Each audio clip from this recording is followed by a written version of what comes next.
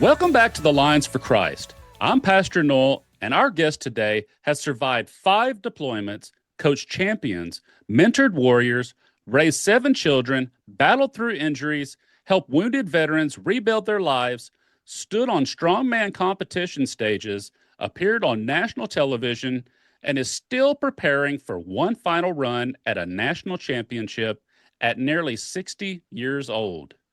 If that doesn't get your attention, you need to check your pulse. Today, we are honored to welcome William Big Sarge Hansen to the Lions for Christ podcast.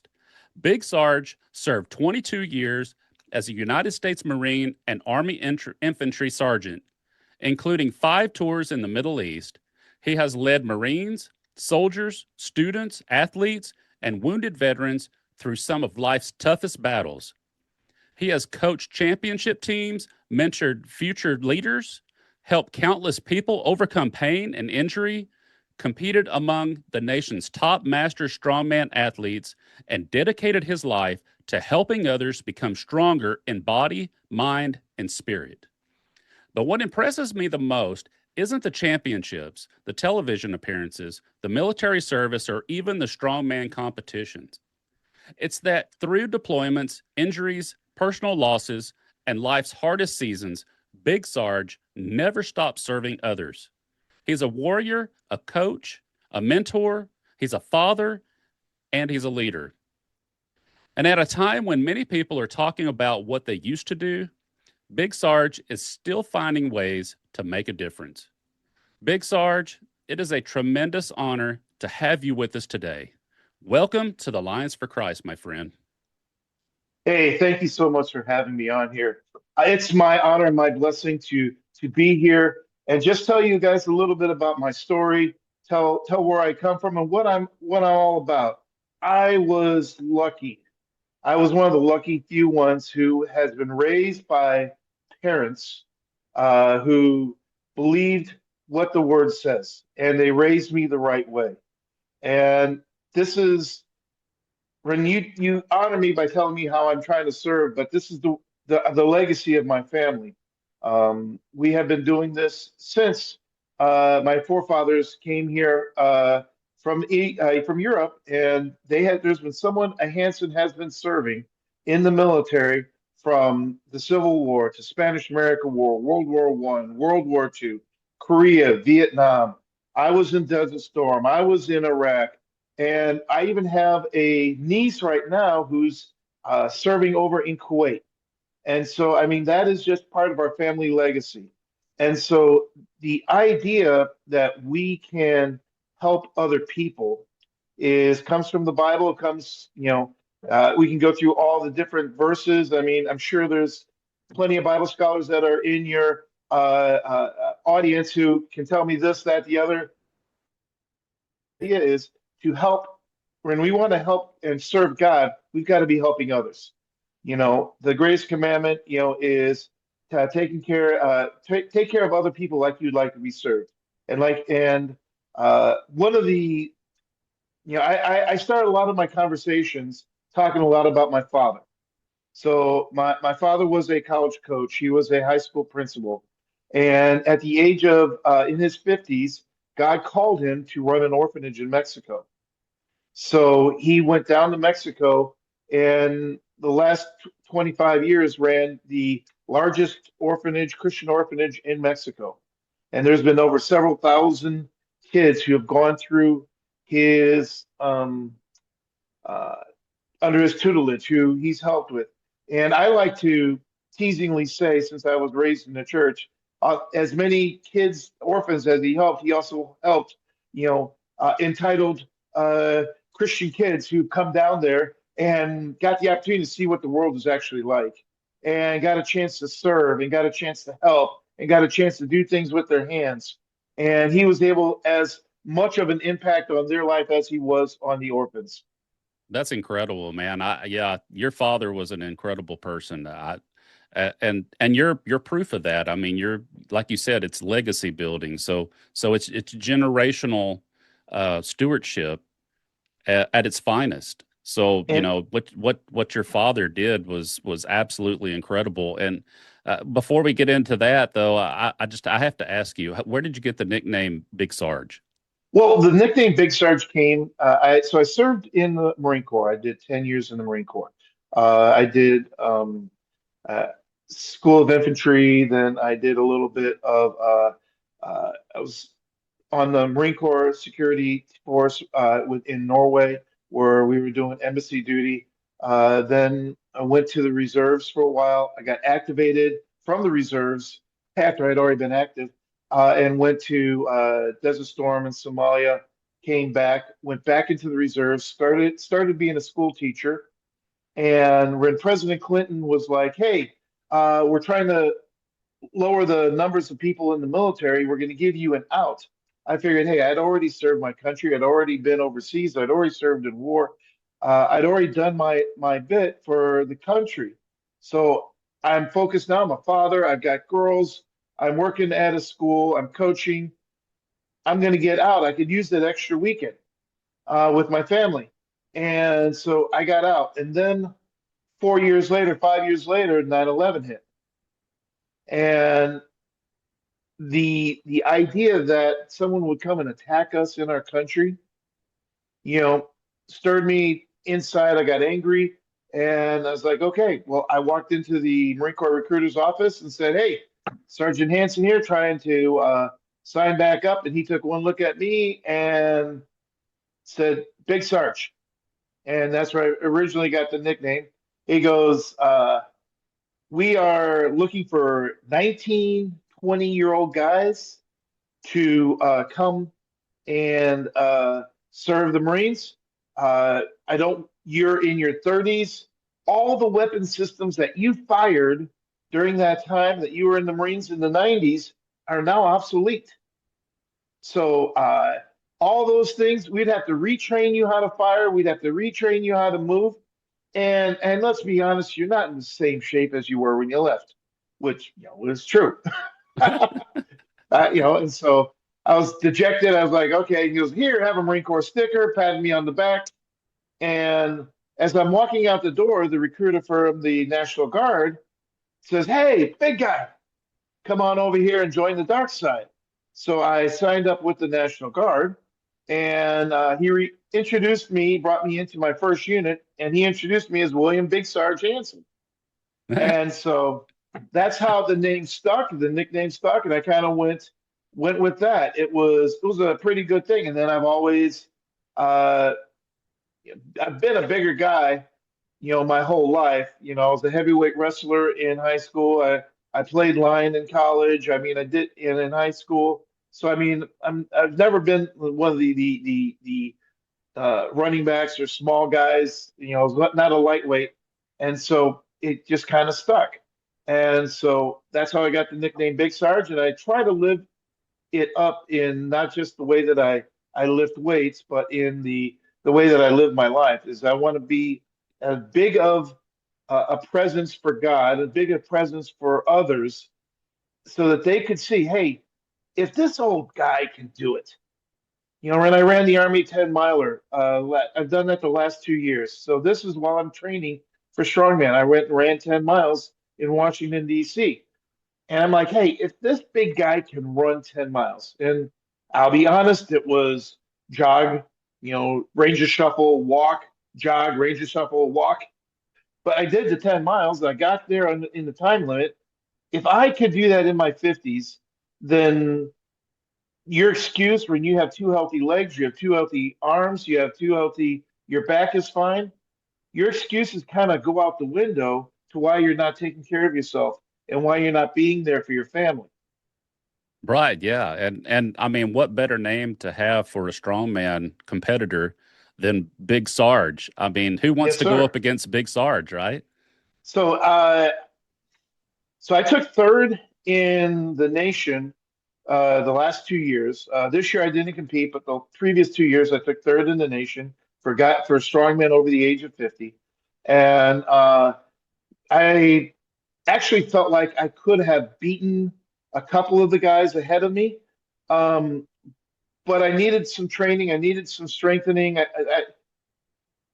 I work 45 hours a week, and my son is 5. So there are times when my time gets whittled down.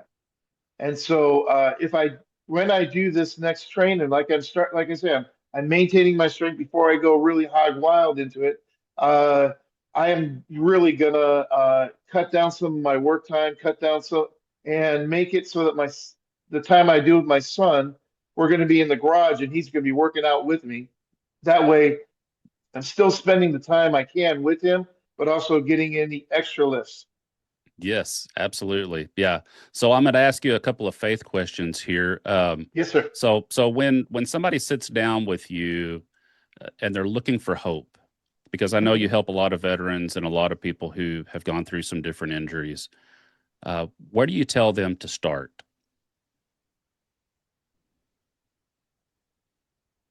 Well, I usually ask them 3 questions. And the first question that I ask them is, since your injury, since this, have you have you been mad at God? Are you do you still have a walk going on with God? Is your relationship with Jesus Christ, how is that going? And because a lot of if they, especially if they have expressed that they're a Christian, if they express that they have a faith in Christ, uh, I asked him point blank. I said, because I needed that when I was having problems too. I needed my father to go, "How's your walk with God going? Are you still doing the right thing?" And everybody, and then I tell them, "Listen, you go through every single person, men of faith, in First Corinthians 13, the Hall of Fame, the Faith Hall of Fame. You look at every single one of those guys there, other than Caleb, not Caleb, other than Enoch, uh, they all screwed up. Yes, absolutely. So, Mhm. so if you're going to tell me that you're having a problem, totally understand, because I've had problems too.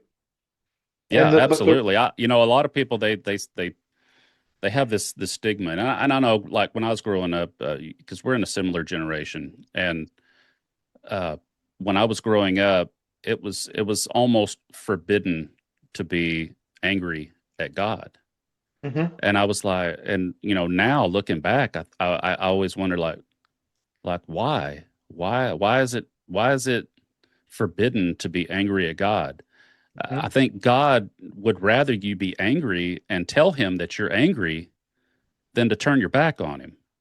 Right, exactly. And that's what communication's all about. I mean, uh, there are times I'm married, and I'm sure majority of y'all out there who've been in relationships, been in marriages, there are times I'm extremely mad at my wife. That doesn't mean that I don't love her, you Absolutely. know, and I'm sure that there's times, I'm positive there's times that she's really mad at me, Yeah, and but that love doesn't waver.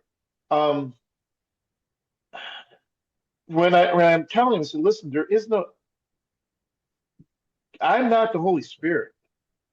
I am not your judge. Because I look at and I'll tell them. I said, if you think that I'm trying to talk to you like some holier than thou, I am better than you. I am that type of person. That's the last thing. And I'll tell them, okay, I made this mistake early on in my life, and I try to, because I made so many in my life. you mean you're Let's be human? honest. Yeah, I try to, I'll try to mirror it as close to something that's going on in their life, so there is an empathy point with them, so they can say, okay, he's listening to me Mhm. and he's hearing what I'm saying. Um, and I'll say, okay, I did this and I had to ask for forgiveness from God, but you know what? God didn't abandon me. He stayed with me. And your friends and the people who actually care about you and actually love you, they're not going to abandon you. They might get mad at you. They might take a half a step back. They might do things or say things. They might say things you don't want to hear, but maybe that's what you need to hear. And but what I'm here for is I'm just letting you know, I'm not your Holy Spirit, but I'm here to help you along your path. I tell them a lot of times the story of the Good Samaritan. You know, Uh, and I put in military terms. It said something like a young private is walking down a hill and he falls into a big hole. And the chaplain walks by and goes, "Son, I haven't seen you in church. The reason why you're in this predicament is because you haven't been coming to Sunday service. You haven't been tithing. You haven't been doing this. You haven't been doing that. You need to get yourself right." In the meantime, the guy's on the bottom of the in the hole, legs hurt, can't move, is groaning in pain. Then his captain comes by and starts walking by, and he gets mad at the guy and goes, "What are you doing? Man, you are such a screw up. I can't believe you. Who's your leader? Who's your next line leader? I got to have him train you up on how to fix this You're late for situation." formation. Exactly. And then a sergeant comes by, assesses the situation, and jumps into the hole with him. And the kid goes, "Why are you in here?" And the sergeant starts patching up his wounds, puts him over his shoulder, and says, "Okay, you hold on to my shoulder. I'm going to show you the path to climb out because I've been in this hole before. Now here's where this handhold is. Put your hand here. Now let's step up. Now let's get up out of this hole together." And that's the ideas that I try to work with when I'm working one-on-one with people. Is I let them know, hey, if you're looking for a perfect person, it's not me. I'm a guy who learned early on in life that you don't quit. Amen. Jesus never quit on the cross. Amen. Yeah, that's beautiful, man. I love how you put that. That's a great analogy for those kind of circumstances where people will pass you by, just like Hmm. the Good Samaritan story, the parable. People will pass you by that should be helping you, but they're Right. not. And but it you have to be that person who's willing to jump into that hole and patch you up and get you out of there.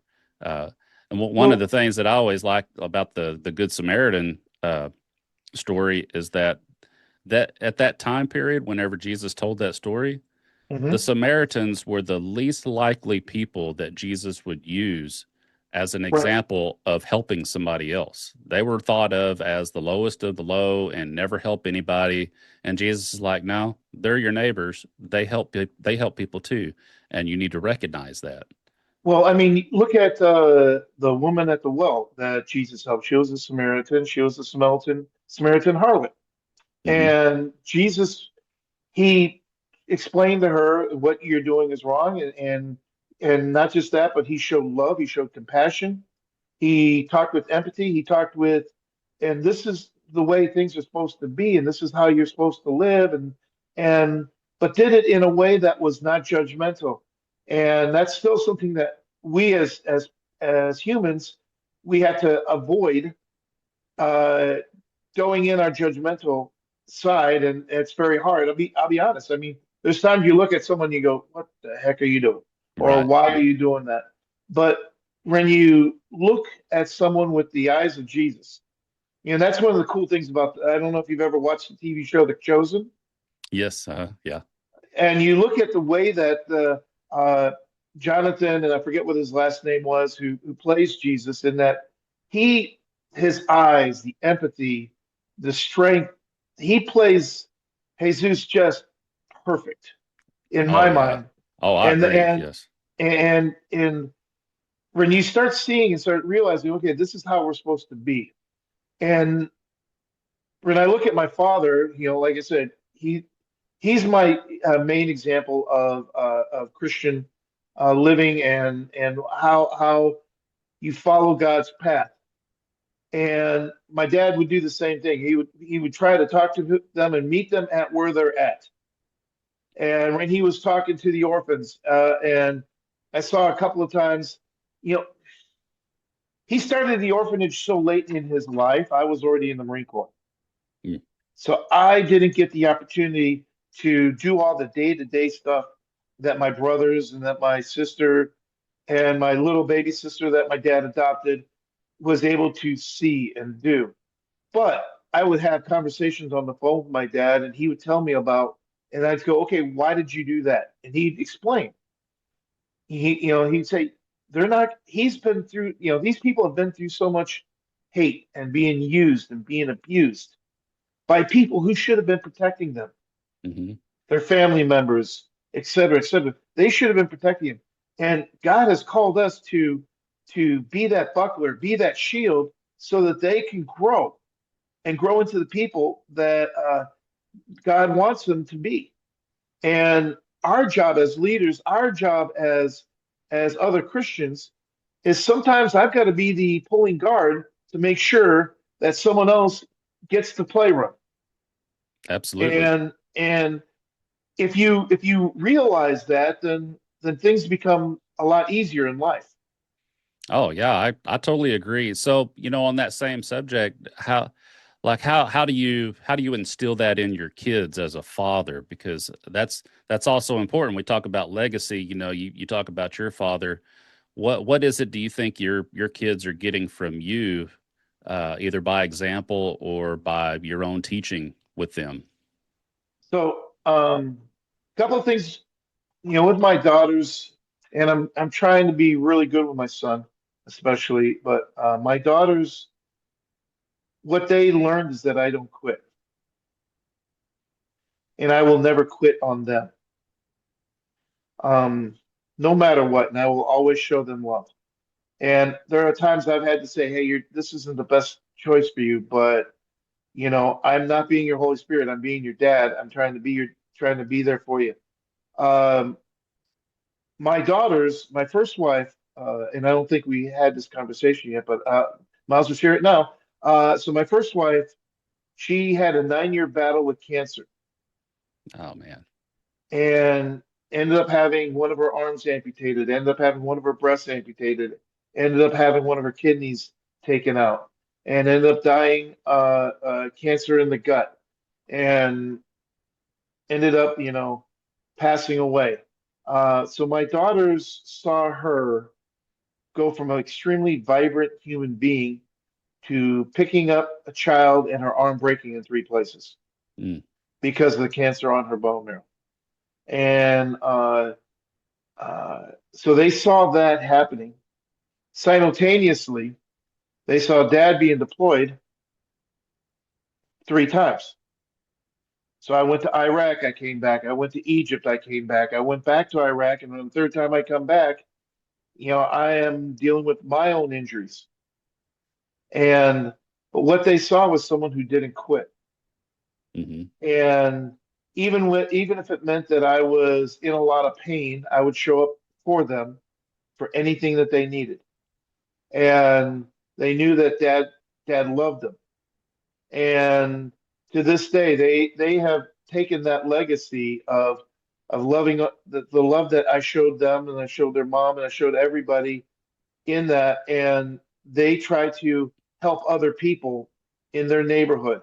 One of the teachings that I learned from my dad was that and if this sounds a little tweaked, understand how I'm saying this. He says we have 100% of our life to give to what's out there.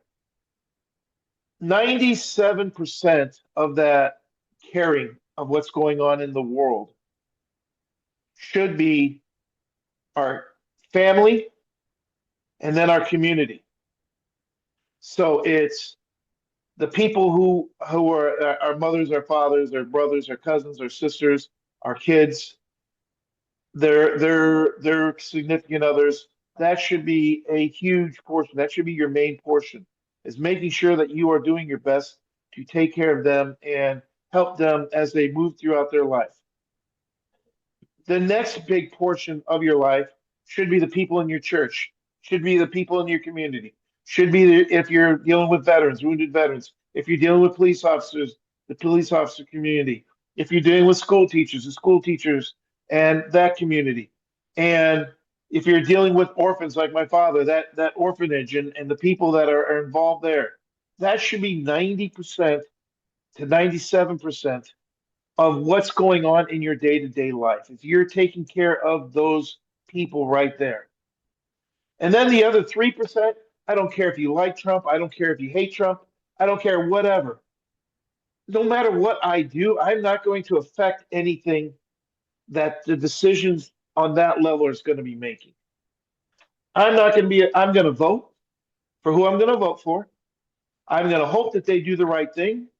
I'm going to send them messages. Hey, I am a voter. This is, but I know beyond that, there's nothing more that I can do.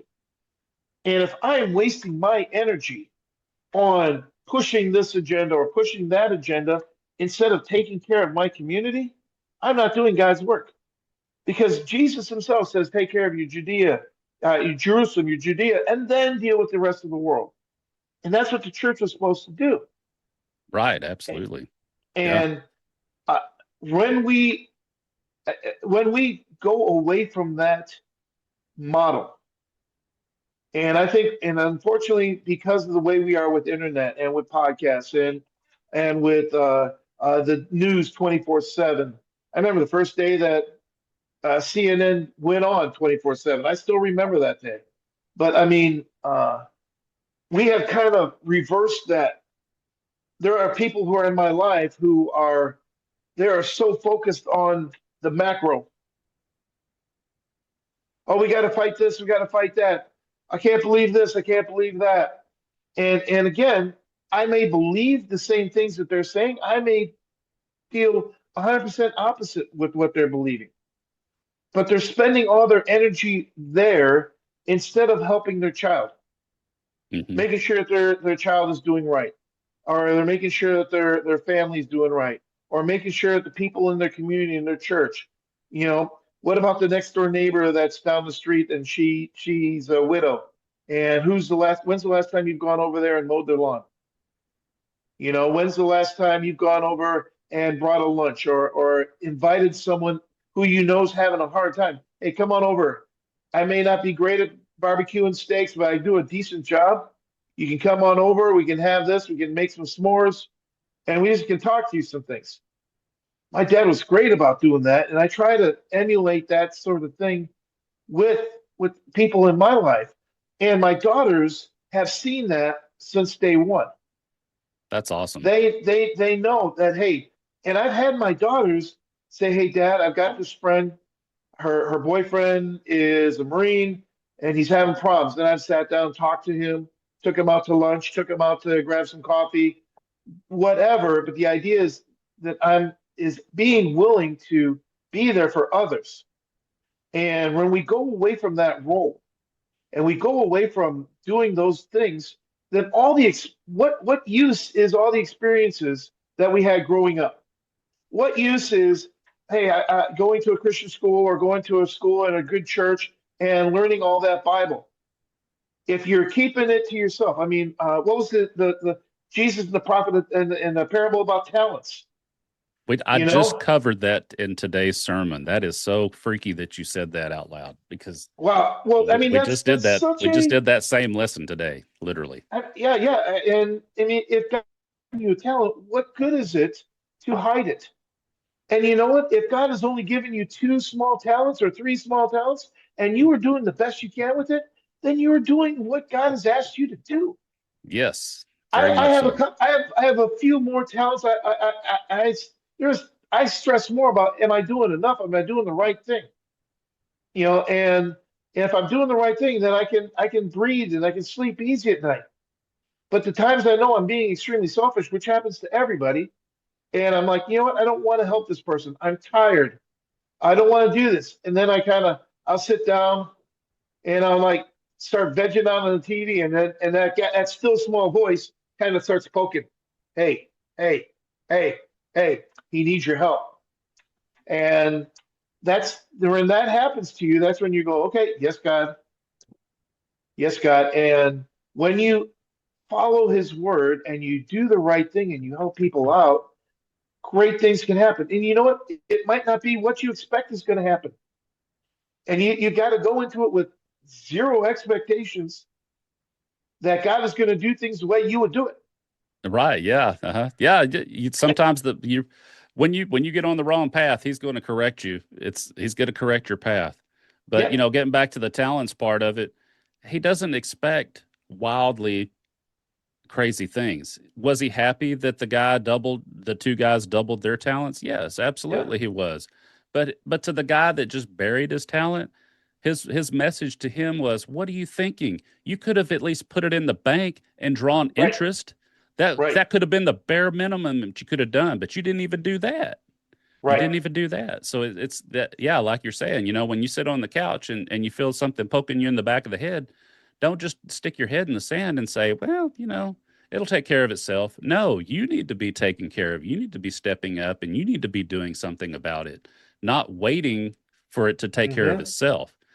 That's Right. what God doesn't want you to do that. He wants you to be proactive. He wants you to be And intentional with your faith and uh, with your love for Him and for other people. He wants you to be active. and the other thing is, I try to live by the principle. And my dad talked about it a little bit, but mostly modeled this, and I try to model this with my family. Is when God opens a door, you walk through it. Okay, God, I don't feel like I'm ready for this, but take that step. Hmm.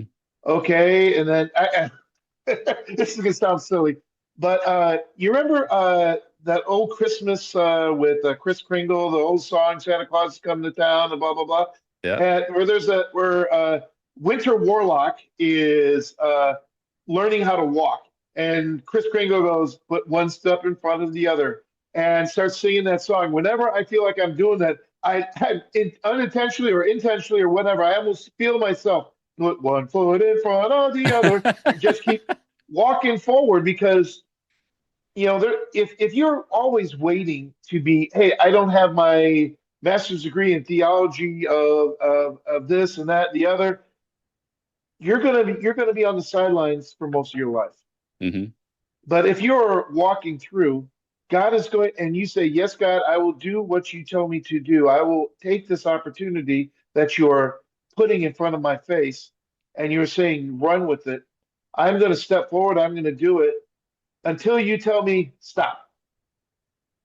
And if I feel like, and my dad, this happened several times in my dad's ministry, where he felt like, okay, I don't know what I'm doing with this. And God brought someone here, brought alongside him and said, okay, hey, Ray, you should be doing it this way because this is the legal, this is will help you, this will make sure that you're within the guidelines. This will be it. And then he'd walk forward and keep walking forward. And then, oh hey, he gets to that point where you're like, okay, what are we gonna do now? And God brings him along and said, hey, it looks like you need some money here to continue doing this work, to continue doing this. They have this disease called COVID coming around and screwing everything up, screwing all. And so here we're gonna help you out. We're gonna do this. We're going to help you take that money that you already have, and we're going to be able to invest it in the right way so the legacy and the orphanage can keep going. And I feel like the same thing has happened to me. There's been so many times when I got home and I was struggling with, okay, what am I going to do? How am I going to do this? People have come alongside me and said, hey, I know that you want to help people. uh, we have this opportunity for you to go to this rehabilitative school so you can rehabilitate people from their injuries, and we will take care of the fee. So all you have to do is show up. Wow, that's incredible. And I was like, okay, God, take that step forward. Hmm. Okay, what's going on next? Oh, hey, you need to get this CrossFit certification so that you can teach teach these veterans in a location that is going to be here. And the only way that the CrossFit gym will let you do it if you've got this CrossFit certification. Okay, I start saving money here, there. I don't know how to do it.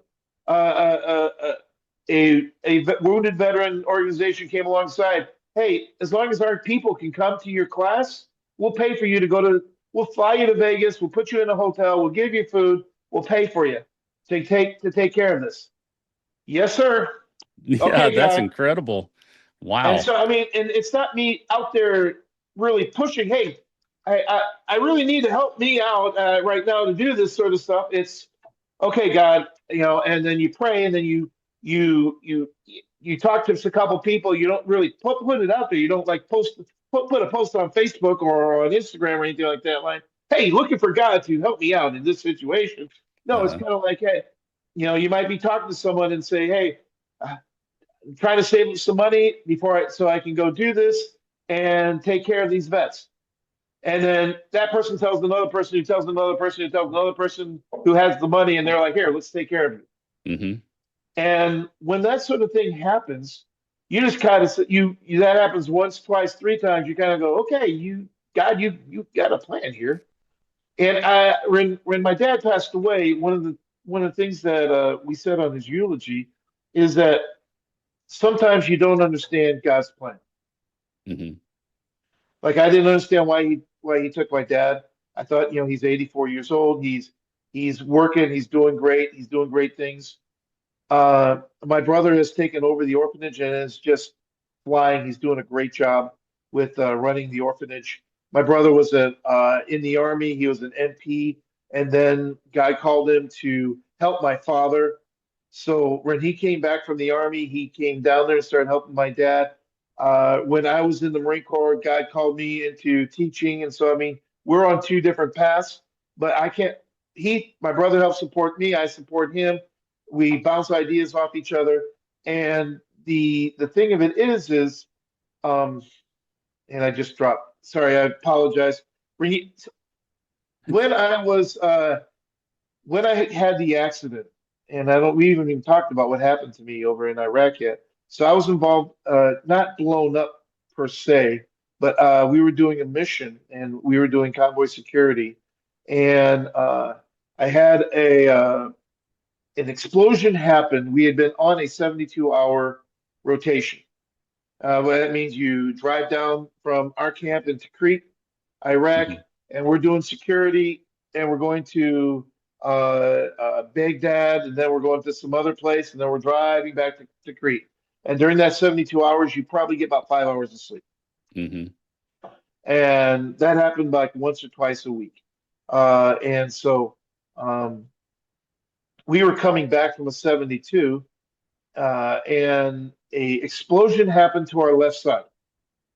And like I said, we've been on the road for probably 70 or 72 hours. And what ended up happening is my driver does what would normal you do when you're tired, and all of a sudden an explosion happens on your side. You turn the wheel pretty quickly. And we crashed into this uh, Jersey barrier wall. Jersey barriers are the metal cement things Hmm. that are dividers between roads.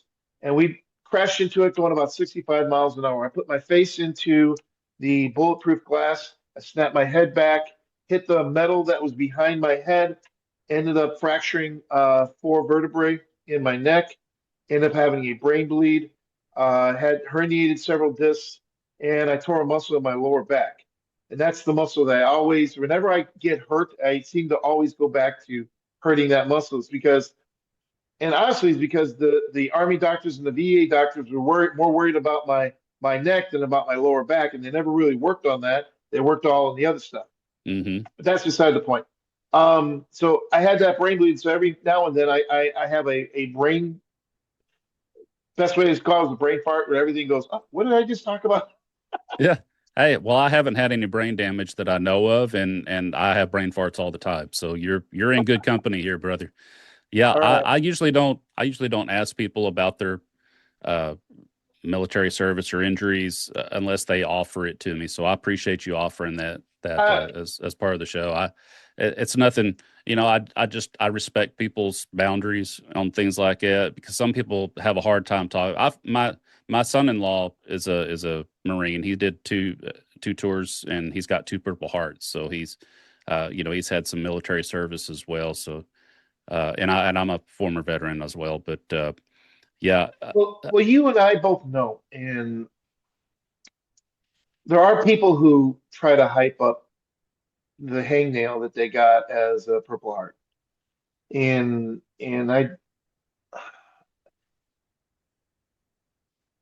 I was powerlifting during that time. And I was incredibly lucky. I had been powerlifting. And so I had a 24-inch neck, kind of like the one I have right now. And that saved my life. Um, because the doctor told me that if the break had gone another half inch to the left, when they finally did an MRI on me, um, they were like, how did you survive? I said, and that's and the reason my injuries are part of my story, and Hmm. so I don't mind sharing. I'm not trying to blow up the injuries. I'm not trying to pump them up. I'm just simply saying what the injuries weren't the big thing. It was my reaction to the injuries was, my for 72 hours through 2 or 3 days, I walked around in a phase, in a fog, excuse me, in a fog. Hmm. I don't remember anything from those 72 hours. The guy who's my roommate, and when you're in Iraq, you usually have a bunkmate type of person. He was like, "Man, I am babysitting a 300-pound gorilla." And so uh, I ate, I talked. They said I really wasn't making much sense. And then about a couple days afterwards, I woke up with the worst headache I've ever had in my entire life. Mm. And everything was stiff. And I woke up to, hey, we're getting ready for a mission. You got to go. Now, I had been checked out, a cursory checkout by a young medic who did the best that they could under the circumstances. We didn't have X-rays, we didn't have MRI machines, we didn't have any of that stuff in Crete. Things that nowadays they would have. They have so much technology. They have the mobile ones that you can take on. The every single ambulance driver takes on and can scan. We didn't have that stuff in 2009. Hmm. So uh, I was like, oh crap, I'm not feeling good. So I went to the medic, and I was a different medic, and I was like, man, I am in pain. I got a headache. What can I take to get me through this mission? Hands me a bag that had all kinds of different painkillers in it. Mm. And I ended up doing 20 more missions on an increasing level of painkillers because there was number one, there was no way I was going to leave my men. Hmm. And I didn't want to be that guy who I didn't want to live the rest of my life thinking that I had bailed on my country, even if I was hurt. I don't want anyone to ever think I was a quitter. I didn't want my kids to think I was a quitter. I don't want myself to worry about, oh, did I quit? Could I have done this? Could I have survived? Hmm. And so for me, that was important. And by the time I left Iraq, I had a Costco. You ever see those Costco vitamin bottles? Yes. So I had a Uh-huh. Costco vitamin bottle filled to capacity with painkillers. Oh my gosh. Wow. Mm. And so yeah, I would talk to the corpsman from one unit, and I'm a friendly guy, or at least I try to think I'm a friendly guy. Where I go and I talk to everybody at any time. So I would talk to another unit, and I was talking to their corpsman. I was like, "Oh man, I can't get a hold of Corporal so and so. Do you guys have any extra painkillers? Because my neck is hurting me." And he would give me oh, hey, well, I haven't seen him for a couple of days either. Maybe here, I'm going to give you a week's worth just in case. And then I talked to another guy, and he goes, I'm going to give you a week's worth just in case. And then I Hmm. go back and talk to my original guy. I said, dude, man, you're supposed to give me painkillers last week. What happened? And which is, it was lying, but I mean, that's what you're doing when you're trying to get through the mission. And I don't Hmm. want to sound like I am alone in this. Uh, if you look at 80% of the military guys who were involved in a combat situation, they were taking some type of painkillers to make sure that they were there so they can get the mission done. I mean, you're a veteran yourself. Oh Your yeah. son-in-law, you would verify this. They're not gonna miss out on doing the mission. They're gonna take whatever they need to take so that they can go get through it. Hmm. And so I was not alone. I don't want to sound special in any way. That was just what everyone was doing for that situation. And so I got addicted to the painkillers. And I went from there. When we got home, I went to Fort Hood and they finally did an MRI. They finally did X-ray scan. They finally did all that sort of stuff. And that's when they were like, oh, crap, you got this wrong. You got that wrong. Holy cow. Your back is already beginning to heal because it's been 3 months. but it's healing wrong. And they're like, you had a brain bleed, you had this, you had that. I'm like, yeah, no wonder my head hurts all the time. Yeah. And Yeah. me turning my head side to side. I went from, they're going, yeah, you should probably stop doing that. So they sent me to from there to Fort Lewis, and I did 6 months of rehab with them. And unfortunately, Fort Lewis, again, you got to remember this is 2009. They are still building up their wounded veteran organization. They're still Hmm. building up and so not everybody that went through there is going back home. So they said, since I was National Guard, you're going to be here for only 6 months, and then we're going to send you home, no matter what position you're in. And so after about 3 months, they kind of stopped doing some of the rehab stuff, and then they said, well, we're gonna have you start doing yoga. We're gonna have you start doing some other things to try and move yourself. And the, when they stopped checking on me is when I stopped doing the yoga. Right. Yeah. It's like, well, they're not watching, so I'll just Yeah, stop. Yeah. and uh, and that's when I had some downtime when I was really having struggles with my brain, things along that line. And during that time, I heard that my wife lets me know, I'm in for that her cancer's back. Mm. And so here I am going, okay, what do I got to do to make sure that my kids, because I had white knuckled after I had been hurt and I realized all these other injuries. I'm white knuckling and I'm taking a lot of extra energy drinks on the road because I'm like, I don't want to be so pain numb that I'm mentally numb. Hmm. So that if something bad happens along the route, that it's my fault. I want to make sure that I'm there. And so, uh, So essentially, you're taking downers and uppers at the same time, yes, just sir. in legal form, because Right. they're, To it's prescription medication and some over the counter energy drinks. Yes, sir. It's And upper and and downers. but yeah, and not to say, I'm not saying that I was not the only one. There's other guys that are doing it. But in Right. my mind, Hmm. I'm like, I don't want to be the result of someone getting hurt because Hmm. I'm doing all this stuff. And so that kind of messed with my brain chemistry and everything along that line too. So when I finally got home, and this is where God comes back in to, into play. And that's saying he was there. He protected me the entire way. I make no bounds about it. God, I'm here today because God was like, you know what? I'm going to tweak you. I'm going to job you a little bit. Not job. I don't want to put myself at that level, but I'm going to put you through some trials, and I'm going to see how well you come through. And when I got home, I did what the VA doctors told me to do. And the VA doctors said, you're hurt right now. You need to just rest. You need to shut things down. Uh, we're not going to do much until for about 4 or 5 months. And so they upped the dosage of the pain medication. And now I've got anxiety. So they upped the anxiety medication. Mm. And now I've gained weight because I've been doing all this other stuff. And so they're like, hey, your blood pressure's high, so we're going to give you some blood pressure medication. So I'm taking all these pills every single day, and I'm sinking into my couch. And every single day, it's I'm watching. I think I watched every single episode of Friends Yeah. that was ever made. Uh, I watched, when Netflix first started a streaming service. I mean, I watched everything that was on that. I had a DVD player, and I would tell people, hey, if you want to get me something, buy me a season of something, and that way I can go through it.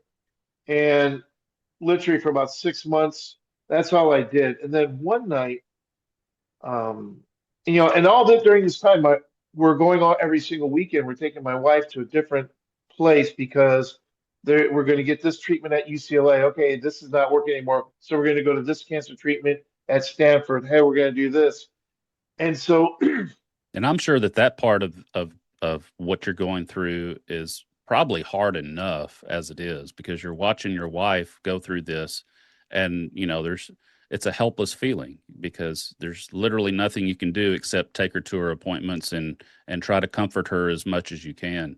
And that's Right. got to be tough on its own, let alone with the injuries that you've suffered and the medication that you're Hmm. taking and so forth. So, So what ended up happening is one night, and my she's now it's hard to believe she's 28 years old now. She's now 28, but at that time she was like a 10, 11, 12, and she's in elementary school. One of my daughters did something, dropped something, broke something, and if I, to this day I still don't remember what it was. And with my family, I'm usually very soft spoken. I'm usually the only time I yell is if, hey, we're yelling to, hey, don't go there. Hey, come back over here, that type of thing. I don't ever yell at them. Well, I yelled at her. And I'm 6'2", I'm 300 pounds, I'm a big guy. And here's this little elementary school girl, and all of a sudden her dad, whose daddy's never yelled at her before, and now he's yelling at her. And she did something amazing. And to this day, changed the trajectory of my life. She took a look at me and she's got these big brown eyes. And she didn't go running away. She didn't start crying. She didn't do anything. She just kind of looked at me and she started walking towards me. And she reached up and put her little hand on my chin. And she goes, Daddy, what's the matter? You're not oh you. man, wow. And she goes, You haven't been you since you came home. It broke my heart. Mm, And I swore on that moment I would do anything to be daddy in her eyes again. mm. And so that night I called my dad. I was like, hey, this is what happened. He said something that later on other people repeated, and I was able to take it hard. He goes, you're a physical guy. You were a wrestler. You were in football. You were a Marine. You were in basketball. You were always active. When was the last time you've done anything? And I said, since I got hurt, haven't hardly lifted, haven't hardly ran, haven't hardly done anything. He goes, what is that? We're going on a year and a half now? And I go, yeah. He goes, you need to do something. I'm like, okay. And he goes, that's all I can tell you tonight. Let me pray about it. But this is my father's first instinct was telling me you got to be active. And he goes, let me pray about it. I'll talk to you tomorrow. I'll talk to you the next day. Let's give me some time to think through this. Like, okay. So I go on Google the next morning and I type in wounded veteran needs help. And if you look at it now, you're going to see about 20 or 30 different groups.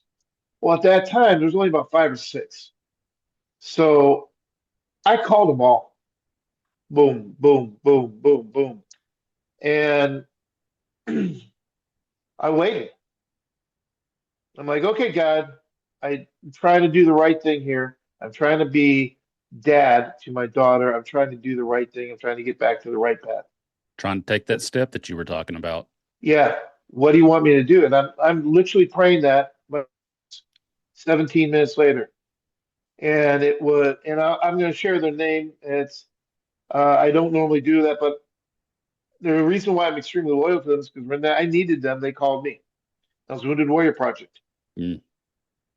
And that's the reason why I do the videos for them. That's the reason why I'll speak for them. It's because when I needed them most, they were there for me. And so I had a phone call conversation. I was talking to the guy, and he goes, "Well, where are you?" And told him I'm in Sacramento. He goes, "Well, I'm in Stockton. I'm about an hour away. Let's go grab lunch."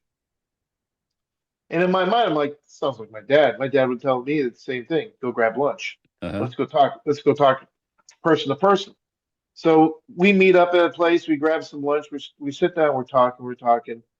And I'm explaining to him, and he's listening. He's listening. He goes, you know what? You sound like a very physical guy. You know how you, and I'm like, yeah. He goes, you need to do something active. I'm like, yeah. In my mind, I'm like, You got to be kidding me, God. Okay, you got me there. I hear you. And Like I I hear hear you. you. Yeah. Uh, yes. Okay, I get it. He goes, so we have this thing next week. Are you free next week? I go, yeah, I'm free. I haven't restarted working at my job yet. I'm still going. I'm still on Wounded Warrior Council. As long as I let my person know, I can go anywhere. And he goes, well, we have this thing called a soldier ride going on in Phoenix next week. So I'm like, okay, count me in. What am I doing? He goes, well, have you ever ridden a bike before? I'm like, yeah, I used to ride bikes all the time when I was a teenager.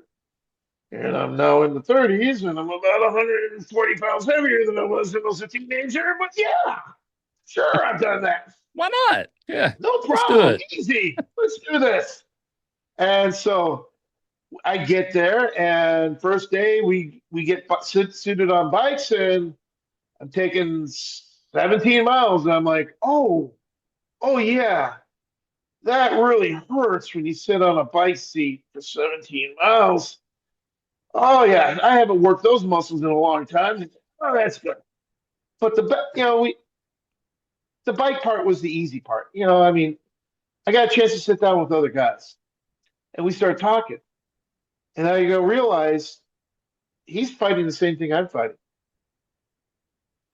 This person is fighting the same thing I was fighting, and they're looking at me. They're going, "Hey, the big guy's fighting. He's going through the same issues." Huh. So we're not alone. Mm-hmm.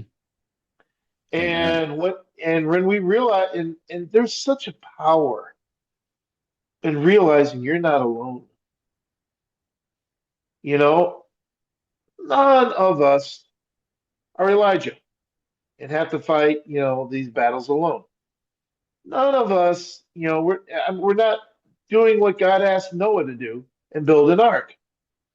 We're some of King David's great men and his warriors. We're all fighting this thing together. And when we realized, okay, we're not alone. And one of the guys was also a Christian, and he and I started sharing our faith, and we started talking about it. And we're like, okay, God must have a plan for this, must have a plan for us. And so I'm like, okay, great. Okay, God, I'm in. And whenever you're having to deal with realizing I think it means more than if you make that effort and say, okay, God, yes, I'm in. I got you. I hear you. I'm going to do it. So after I said that, one of the guys was like, hey, so big guy, what are you doing in 3 weeks? I go, I don't know. Why? He goes, well, we got this thing called the Tough Mudder. I don't know if you've ever heard of these things. I And have heard of the Tough Mudder. Yes. that's a 10-mile obstacle course in Tahoe. And Tahoe has hills that go straight up like this and straight down like that. And I'm like, that sounds nuts. All right, deal me in. And so they were like, hey, all you have to do is drive there.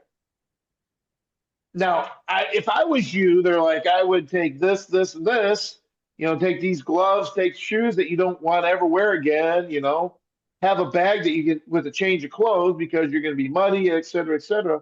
And there's obstacle courses too. It's not just running in the mud or Oh, up no, and down no. hills. There's You're going up walls. and over There's walls, you're Oh climbing yeah. ropes, you're doing You're all low kinds of crazy. crawling. It's crazy. Yes, I know what Tough Mudder is. Yes. Yes, sir. And so the average person who's in shape, now you got to remember, I had not really worked out other than riding on a bike in a year and a half. I've put on weight. I've eaten way too many chocolate chip cookies. I've had way too many gallons of ice cream. And so Oh, you and I I could get definitely there. share a diet, man. Because I fall in that kind of same category, man. You nailed it. Chocolate chip Yes, cookies and sir. ice cream, man. You Oh, can't yeah. beat those. No, sir. And so I get there, and it became a battle of wills. The average person who's in shape takes about 2.5 hours to get through this.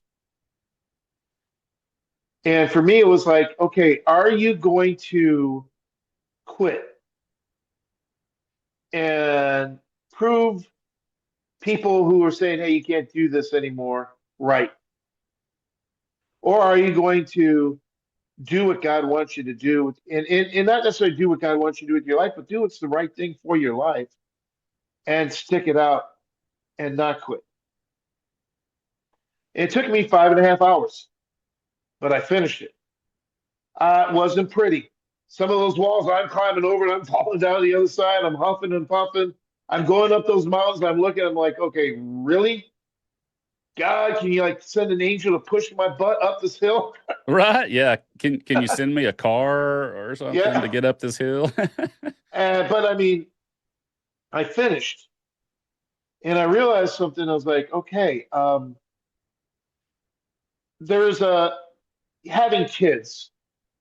Uh, The Lion King is what was one of my favorite movies to watch with my kids, and because I like the message of The Lion King, and that's when Rafiki takes that stick and smacks Simba on the head and says, "I know your father.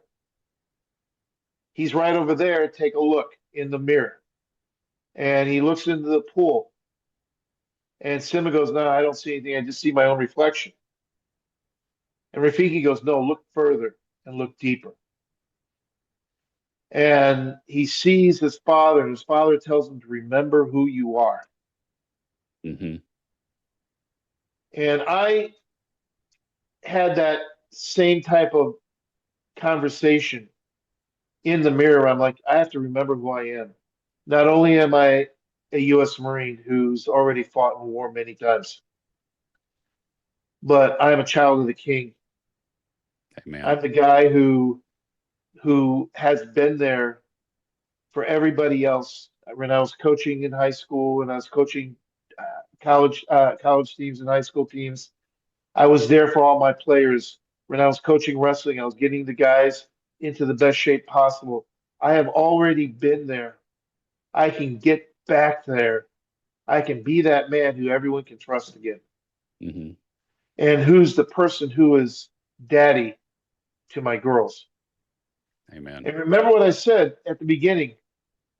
If you put your emphasis on your Jerusalem, your family, and making sure things are right with them, and then you move out to your community, and then you move out to the world. I was putting all my emphasis again on all that stuff out there. I had to refocus because I was rudderless, and I Hmm. had to reprogram my brain. Hey, let's take care of your family. You got to be there for them because they're going to need you. Those girls are going to need you when their mom dies. You That's a know, that's a great way to put that too, rudderless, because there's a lot of people out there that are listening right now that probably feel rudderless right now, and they probably waited to take that step that you were talking about, taking that step towards Jesus because they just feel like they're not ready, or they just feel like they're not worthy, or that the things that they've done in the past will prevent them from, becoming salvageable. So what would your message be to them today? well,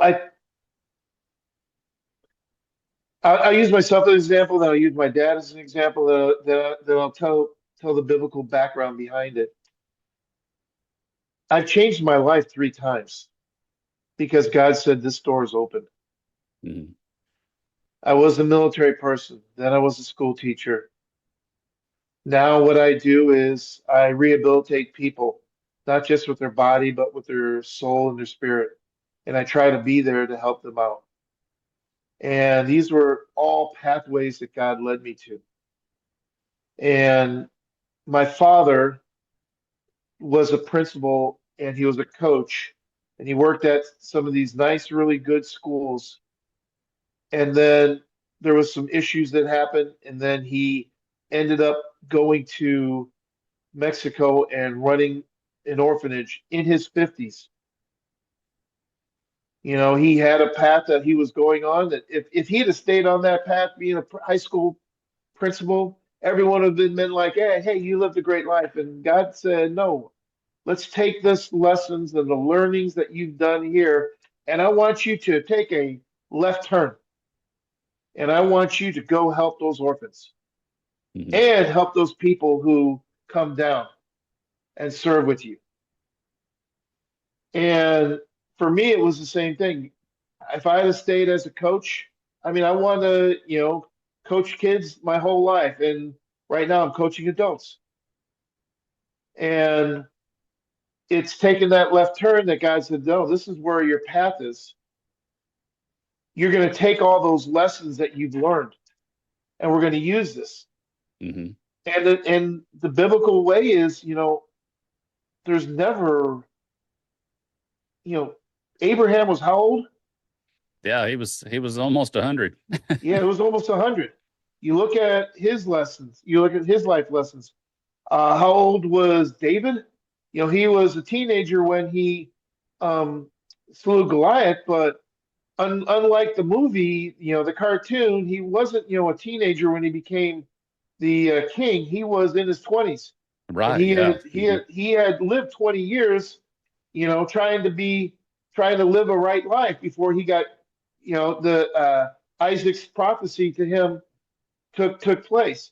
He Jesus he is in the actually he was he was out on his own, uh, working for the Philistines right, essentially for 20 years after he right, slayed Goliath, because yeah. Saul was trying to kill him and take him out. So he had to leave and do all that, hmm and then he came back and became king. So yeah, There yeah, there is so many biblical, I mean, opportunities and lessons. You look at the Apostle Paul. The Apostle Paul was in his 40s and 50s because he was a leader. He fought and went against, and then he was one of the disciples in I'm drawing a blank of the teacher's name. I'm not saying it's not Caiaphas, it's someone like Gamaliel. Caiaphas. Gamaliel, yes, sir. Yeah. He was Gamaliel's a student. And Hmm. to be a student of someone like that, Gamaliel was in his 70s when he left. Oh, and he was a He Nobel laureate. I mean, he's right. essentially working for or studying under the greatest mind of the hmm Jewish time. I mean, he knew the law backwards and forwards, and he's Right. training And so Paul. Yeah. to get him to that point where he can now be part of, he was being considered for the Jewish council. For to be to that point, you had to be in your 30s and 40s too. And then God told him, He says, "No, I want you to go and preach me." And then he Hmm. did that for another 20 years before before everything happened to him. You know what I'm saying? And half the time he was in jail, he's singing, he's preaching. That's taking years off your life, and he's doing that later in life. If you are waiting, you all you're doing is wasting time. Amen. All you're doing is wasting time. And And I God's mean, waiting. God's waiting for you to turn to Him and take that step to Him. He's right. just And waiting. so there's so many opportunities that are out there. I mean, and like I said, you look at just in your neighborhood, it becomes, and I'll be, the way I look at it is, becomes easier to say yes to God after you do that first yes. And that first yes might be something as simple as, I'm going to mow my neighbor's lawn. She's elderly, her husband's dead, whatever. She's a widow. God says take care of the widows and the orphans in the time of their affliction. And if you're have the opportunity to help a widow, help someone who needs something like that, that's that first little step where you're saying, okay, I'm obeying God. I'm obeying in small things. And then God is going to open up even bigger and bigger doors for you to do that. And unfortunately, we live in like the YouTube and the flash social media uh, viral world where we're expecting to become famous overnight. Even Jesus took time for him to become famous. in the world. It took him 3 years Oh of yeah. actually of doing miracles, of doing things. You know, he was that crazy preacher for the first year and a half of his life. I mean, the people from his own hometown tried to kill Yeah. Yeah. him. And so, I mean, this is you can't expect to become overnight famous. You can't. You just be like, God, where do you want me to be? And it's like you're taking your whole ego out of it. hmm Yeah, absolutely. That's very well said, man. I couldn't have put it better myself. That was great. Yeah. And Yeah. then, so right now, let's I'm sorry, I apologize. You kind of wound the top. You remember those old variety shows where they'd have the guy who's spinning the different plates and he's always going back to respec spinning. Sometimes you get me wound up. I feel like I'm spinning the plates in different conversations. Yeah, sorry. I have that effect on people. No, it's okay. It's all good. So, what what I'm doing now in um, is I am right now. I work for Lifetime Fitness, which is a really good fitness. It's a high-end fitness place, and I help people who have been hurt. And my job is to make them be able to move without pain. hmm And last 15 years, that's what I've been doing. I haven't necessarily been working at Lifetime. I've been working at several different organizations, but my job is to help people move without as much pain. That's my day job. My real job is helping others. And Amen. we've done a couple of weekend seminars where we bring in 10 to 15 vets. There's a church here locally that they'll come and we'll meet up there and we'll have a Friday afternoon to Friday night and we'll talk about different things. We talk about using fitness as fuel for your life. We talk about anger management. We talk about driving your faith. What's driving your faith? What do you believe in, and why do you believe in it? Because a lot of times people have a belief, but they believe it because it's something that they've heard on TV, or where did you learn this? What Bible verses did you read? And we dive a little bit into that. We have conversations. I facilitate it, but I end up listening over about three-fourths of the time. I'll throw out the question. So when you're talking about your faith and your beliefs, what is that saying to you? That you believe in God, or that you believe that God has a plan? What does that mean to you? And what is the plan for your life? Does he want you just to be a father? Great. Does he want you to be a father and a Sunday school teacher? Great. Does he want you to be a father and a husband and someone who's a carpenter and you help build things? Great. How are you using those tools that you've learned to push, not necessarily push, but further the kingdom of God? Yeah, to serve So other people. how are you serving? And so we do that, and then we'll do something silly like we went to the. I'm a bigger fan of double A and triple A baseball than I am going to seeing the Rangers play. I hmm think that's more fun. I'm a bigger fan of watching ECHL and watching the Allen Americans play versus going to see the Stars play. I'm in the Dallas Fort Worth area, obviously. And one of the reasons why, as I take these and these first responders and these people who are struggling and they're trying to figure out what they're going to do with their life, I like taking them to the minor league games. Is I'll sit them down right before the game starts, and after everyone's gotten their drinks and everyone's gotten their popcorn and their pretzels, I say, okay, guys, I want you to think about where we're at. You are talking about making yourself better people and better at your craft of being a father, being a Christian, being a leader, being whatever. Every single one of these kids out here, they're doing the same thing, but towards their craft of baseball. hmm They are learning how to how to handle things under pressure. They are learning how to step up when it's time. They are learning how to lead each other, how to be there for each other, how to support one another. And they're in the beginning stages of learning. And you know what? This is where they make their mistakes. Is Mm-hmm. here in the AAA, here in the AA ball. But here's the cool thing: when they get called up to the majors, they've roughed out a lot of these different problems that they're having down here. They've smoothed those things out so that their real skills can shine in the majors. God is putting you through all these different times right now. You're doing all these little things, and we're buffering and we're shining up and we are making stronger and we are putting extra steel, extra iron in your armor right here, right now, with what Amen. we're doing here, with all these other situations that God is putting you through, so that when God is finally ready to call you and you are ready to take on the big things.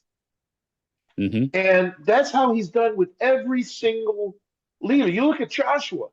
Joshua had to be the spy. He had to do the grunt work. He had to go into Canaan. He had to do the hard work. Mm-hmm. And then he had to be Moses' apprentice for 40 years in the wilderness. And then he got a chance to lead. And you have you're doing the same thing they're doing. I want when you see them out there making a mistake, it's not time for you to boo them. It's like, okay, this guy's going to need encouragement because every single time you make a mistake, you're going to need encouragement. Or if you are helping someone else and they make a mistake, now you know, okay, now I've got to encourage them.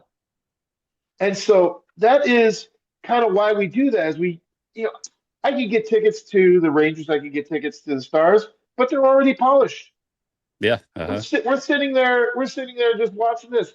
But if I can take that going to a AAA or AA baseball game or an ECHL hockey match and make that a life lesson for these guys who are trying to do great things with their lives and trying to learn, that's what we do.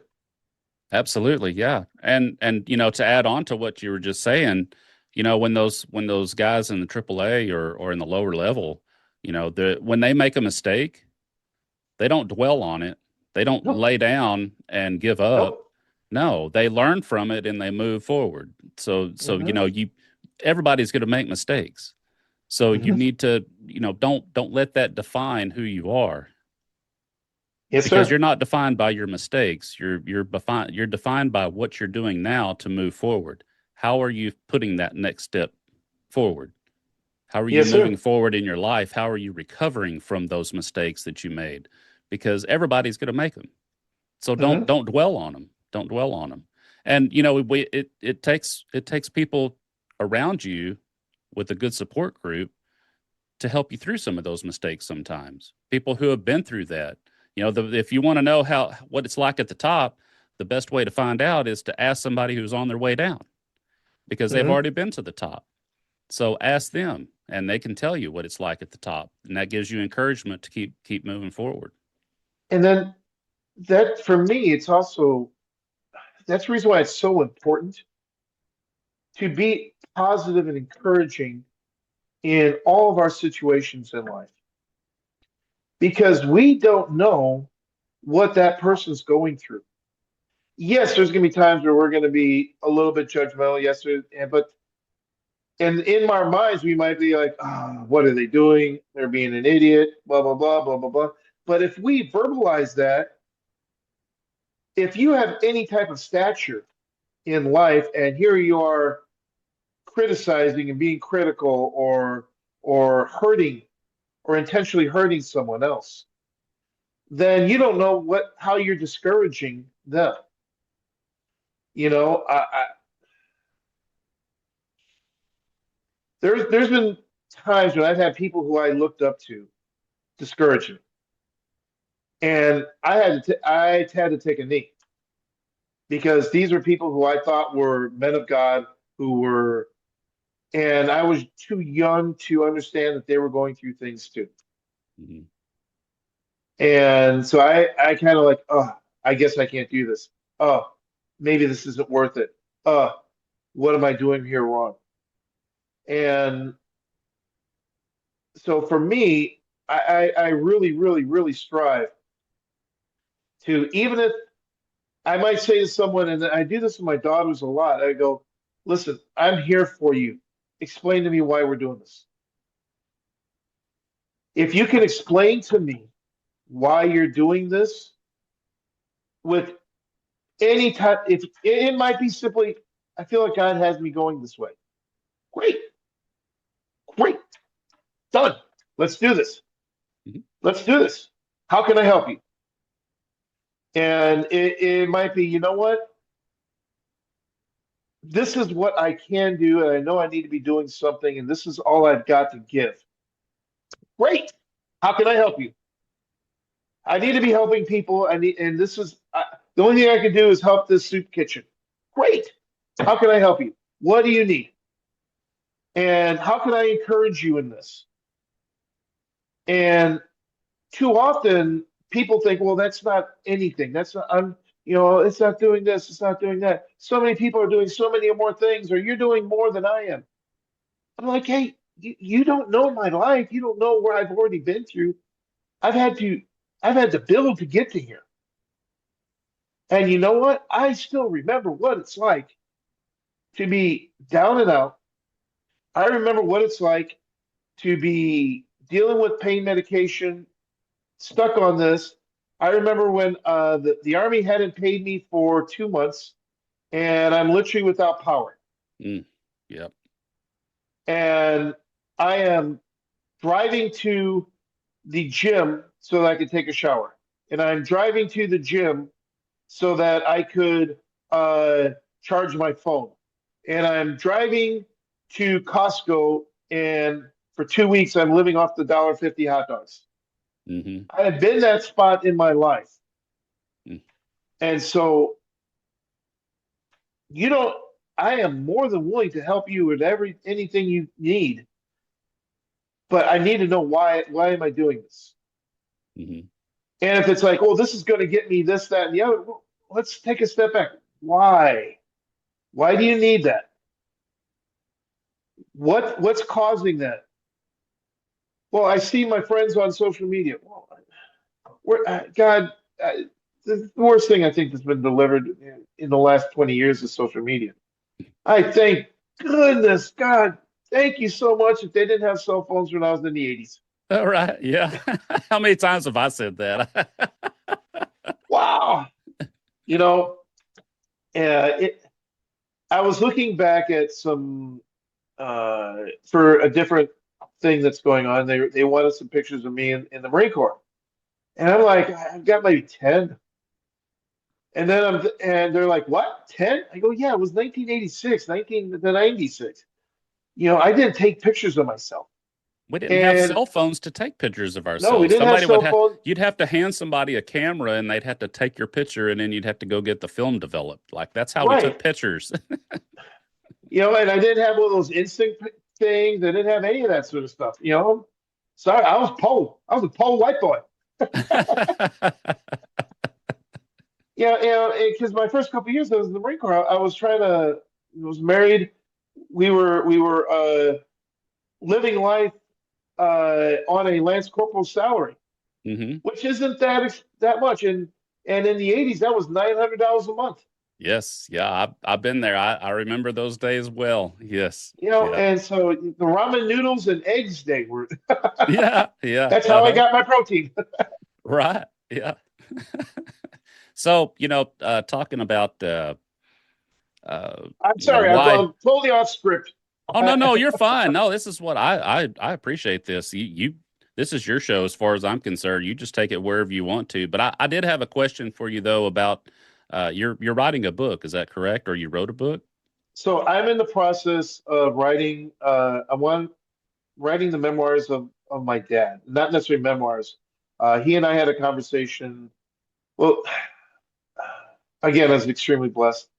Right before he had open heart surgery, he the Sunday before he wakes up and he hadn't been feeling well. And he goes, you know what? I really want to go to church today. I was like, let's go to church. Because I had flown down from Dallas to South Texas. He goes, let's go to church. He goes, well, we're going to go to this service. And I'm laughing because he's like, well, I don't really normally go to this service. And I'm like, okay, Dad, this is the same church you brought me to when I came here for Christmas. And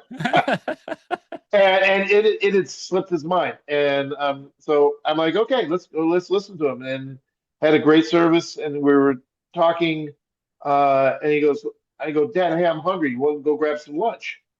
And he goes, yeah. So he and I actually sat down at a one of his favorite restaurants. We sat down and had a conversation, just he and I. It ended up being about 3 hours long conversation. And I had for about 2 months this impression in my heart that my father's story needed to be told. And but my parents were kind of against it because they said we don't want it to be about us. We want it to be about God. And I'm like, okay, Dad, why don't we do this? And my idea was I was going to interview some people, and I was going to interview him. I never got the opportunity to, but I'm going to interview my brothers and interview some other people who are involved, and basically give screenshots of life lessons that you want taught, that you believe that through working here in the Rio Bravo ministry, that these are life lessons that you believe should be taught to people. And we're not going to we're going to I was my idea is just simply to keep it pretty humble. You know, I know how what he would want, and I would pump him up a lot more than he would pump himself up, because to me he was the greatest Christian that ever lived. He was my father. So I mean, I have a big bias on that, and I've tried to model my life as best as I possibly can after him. And so I would t I he was like, no, I just kind of want how God has blessed this place. And if you follow his commandments, this is what's going to happen. And I'm like, all right. So I am in the process of, I've interviewed a couple of people, and I've had some other people send me in some information. And I've kind of started with the outline about what we're going to do. And we're going to tell the story about the Rio Bravo ministry. And I'm going to write it, and then I'm going to give it to my mom and my brother. My brother's running the orphanage. And if they want to publish it, boom, it's there, it's done. I have some people who are interested in the story, and that that is what we're that's as far as I'm going to go. I'm going to step back after that. I'm going to let them make that final decision, and then the next thing that I want to do is um, just a my dad coached for 20 years. He won two state championships, one in Illinois and one in Texas. I coached for over 15 years, and I won several district titles in California and in Illinois and in Wisconsin. And I, he and I have a similar coaching philosophy. I differ some from some of his stuff. He and I have had about 40 conversations about this, and I wanted to write uh, Coaching the Hansen Way, and the idea behind why do we do the things that we do, and whether or not um, I'm finishing that might take a year or two. A lot's going to pretty much depend upon how I'm able to take this other project and move it forward. If I take the other project, move it forward, and I make enough money, I'll be able to step back from working as much at Lifetime. Uh, and then the other thing is I have two groups or two people who are wanting to sponsor me for doing this last run at Strongman. And if I'm able to run this and able to do this, and like I say, I already started training for it. But if I'm going to do this and do it right so that I can actually win, because I'm sorry, if I could step on the podium at 60 after taking third and taking a year off, I think that would be phenomenal, and I think it would be a great testimony to what you can do and how far you can push yourself. Absolutely. But I'm going to need to be pushing myself about 20 to 22 to 23 hours a week in lifting weights, in lifting stones, in doing the different things that I need to do. Hmm. I've I've I've broken it down. I've backwards planned, and this is the other thing that we do on the day two of my weekend seminars is, okay, what's your goal? How do you backwards plan it so that you can be successful at your goal? And we spend half a day talking about how to make and dreaming big and doing something that's big and worthy and something that I try to tell fathers especially, do something that your kids are going to be proud of. They're like, Right. hey, Yeah. that's my Yeah. dad. That's Yeah. my dad. And so that when they have that same mentality that they can do and they can dream big, whether that's they're playing high school sports, whether they're playing college sports, whether they are doing great things for God. That's the idea is we want people to be dreaming big like Jesus dreamed big for us. Hmm. Absolutely, man. I appreciate everything that you're doing, Big Sarge, and you're definitely doing God's work, man. You're doing kingdom work, and I appreciate everything that you're doing. We've been going for about an hour and a half now, so All I right. think it's about time to close. Is there anything that you want to add before we close up?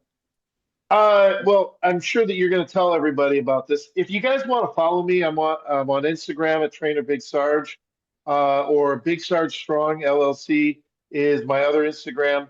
Um, Never know what door God is going to open for me.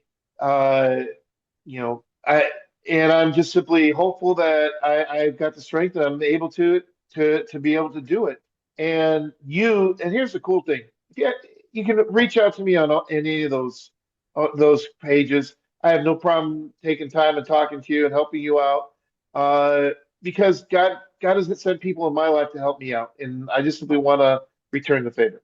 Absolutely, man. I appreciate it. And yes, we will put your all the links to your Instagram and other pages. Anything that you send me, we'll have that down in the bottom of the show notes with the transcription. I'll also post it on Facebook on my Facebook page, so we'll make sure that Yes, sir. people will be able to reach out to you if they need to.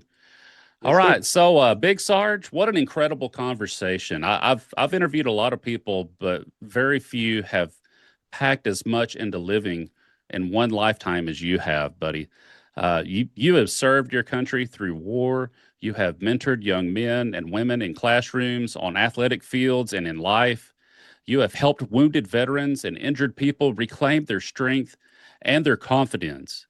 You have endured personal loss, overcome adversity, raised 7 children, and somehow still found the energy to keep serving others. And that kind of life doesn't happen by accident, brother. It takes discipline, it takes sacrifice, it takes perseverance. Most importantly, it takes character. And you have a lot of it, man. What stands out to Appreciate you. me isn't the strongman competitions, the championships, the television appearances, or even the military accomplishments. It's that throughout every season of your life, you have continued investing in people. You have spent your life making others stronger. Big Sarge, thank you for your service to our nation. Thank you for your commitment to veterans. Thank you for the example you have set as a father, a mentor, a coach, and a leader. Most of all, thank you for taking the time to share your story and your wisdom with us today.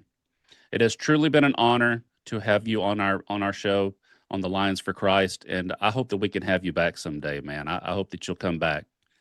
Would love to. Would love to. Awesome, man. Well, how about we close with the prayer? Would that be okay? Go for it. Do you want Perfect. to? Want me or do you want you? Well, if you want to, go ahead. Sounds good. Dear Lord, thank you so much for today. Lord, thank you so much for the opportunity and the technology you've given us to be able to not only just talk to people here, but talk to people all around the world and to share your story that you've used through my life and my father's life. And thank you so much for my brother here, Lord. Help that everything works well for him. And be with us all. In Jesus' name we pray. Amen. Amen, buddy. Thank you. Well said. Well said. All right, some final words of encouragement. Friends, if today's conversation encouraged you, challenged you, or inspired you, please take a moment to share this episode with someone who needs to hear it. At the Lions for Christ, our mission is simple: to share stories of faith, courage, redemption, and purpose that point people towards Jesus Christ. You can learn more at thelionsforchrist.com. Follow us on Facebook at The Lions for Christ. And if you'd like to support the ministry, you'll find links there as well. Big Sarge, thank you again for joining us today. Your life is proof that true strength isn't measured by how much weight a man can carry, but how many people he helps to carry theirs. And to everyone who's listening, remember this: the strongest people are often the ones who spend their lives lifting others. Yes, Strength sir. redeemed, purpose restored. This is the Lions for Christ.